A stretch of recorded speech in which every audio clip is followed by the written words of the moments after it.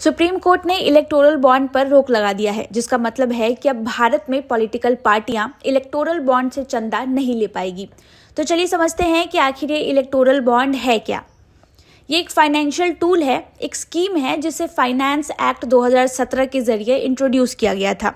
इस योजना के तहत पॉलिटिकल पार्टीज को 2000 से ज्यादा का चंदा सिर्फ इलेक्टोरल बॉन्ड के जरिए ही मिल सकता था।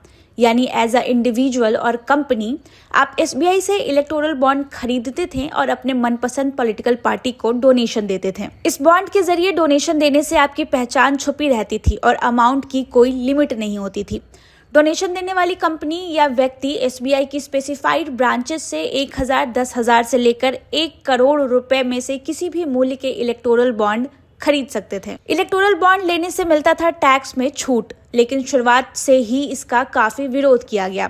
अपोजिशन को 3 बड़े कंसर्न थे। First, corruption. बॉन्ड खरीदने के लिए पैसे की लिमिट नहीं थी।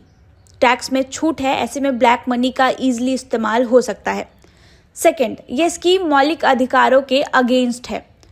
मतलब एज एन इंडिविजुअल मुझे पता ही नहीं है कि किस पार्टी को कितना और कैसे चंदा दिया जा रहा है। तीसरा, सबसे बड़ा कंसर्न ये था कि अपोजिशन का मानना था कि चंदा सत्ताधारी दल को ज्यादा मिल रहा है। अपोजिशन का आरोप था कि सबसे बड़ी कंपनियां रूलिंग पार्टी को ही चंदा दे रही है।